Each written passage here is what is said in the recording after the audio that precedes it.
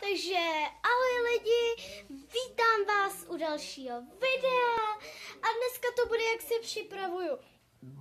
Pardon, jsem obědvala. A dneska to bude, jak se připravuji na narozeniny a já teď se budu připravovat a vy to všechno uvidíte. No, takže jako první si rozhodně obleču, ale to vám ukazovat nebudu. Takže už máme teda na sobě šaty takhle, moje oblíbené, už máme i jakoby balerínky. Teď se přesuneme do koupelny a tam se jakoby definitivně upravím, no takže už se nacházíme v koupelně a teď prostě já to tady položím. Neuvidíte úplně přímo, jak se budu upravovat, ale prostě něco uvidíte. Ne, prostě já se učešu. No. Učešu, já mám vždycky tady takovouhle rovinku. No, a vám to taky jakoby takhle ukážu v zrcadle. No, takhle. Vidíte?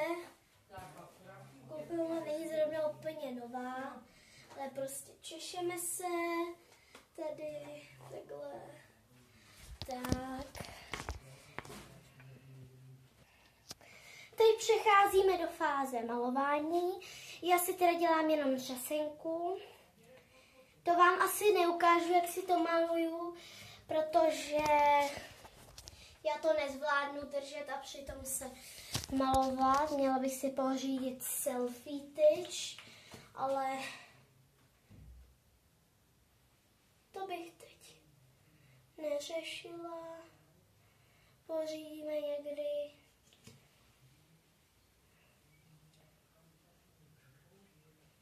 Tady vám dám menší záběr. No, dobrý. Takže teď to tam zase vrátíme. Tak, teď si dáme na pusu. Já si dávám prostě jenom lesk.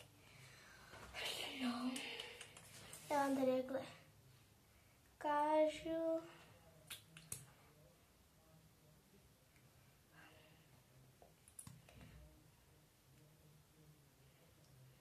Tak.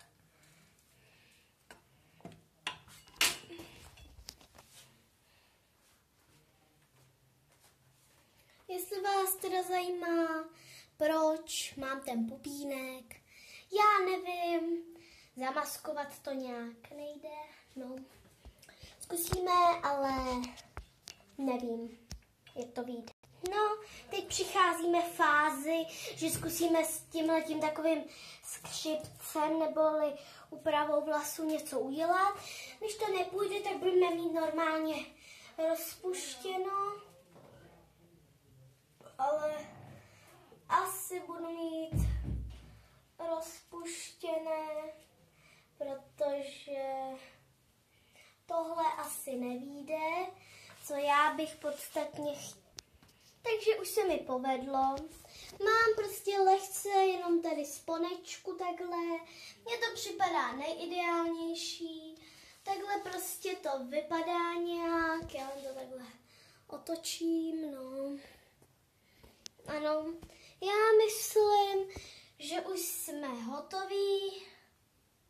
No, asi jsme hotoví. Štve mě ten pupínek, že nejde zamaskovat ničím, ale co s tím uděláme?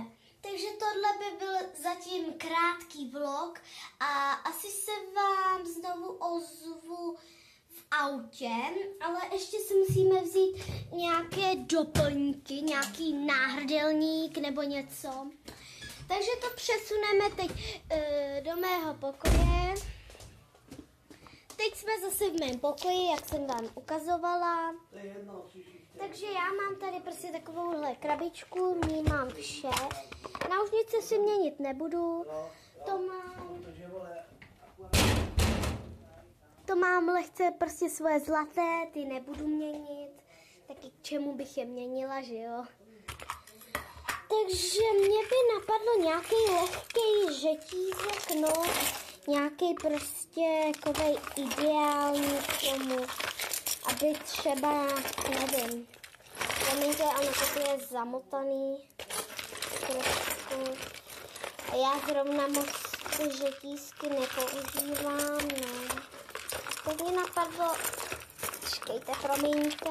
Takže už jsem si vybrala tenhle ten stříbrný, prostě klasický. On byl na tom křížek takovej, ale on mi prostě nějak vypadnul. Teď si ještě vybereme sluneční brejle, nějakou mikinku nebo něco, kdyby byla zima a máme hotovo. Takže už jsme si vybrali jsme si tyhle. Ty mi připadají, že mi sluší nejvíc. Teď ještě vyberem, myslím, že ještě bychom měli vybrat tu mikinku nebo něco, co si vememe. Takže čísku už máme vybranou. Mně se líbí tenhle ten styl. To je takový styl prostě, že je to džíska, je to kožená bunda na knoflíky. Takže my už jsme jakoby takhle připravený. Tady mám tuhle kabelku, já vím, není zrovna nejdospělejší, no. V ní, abyste jakoby věděli, mám vyložovací karty, moje segra je chce. Nevím, na co asi vyložovat karty, ty sluneční brejle a jako poslední věc, kterou si sebou beru, je vychlazený, už asi od 11 vychlazený.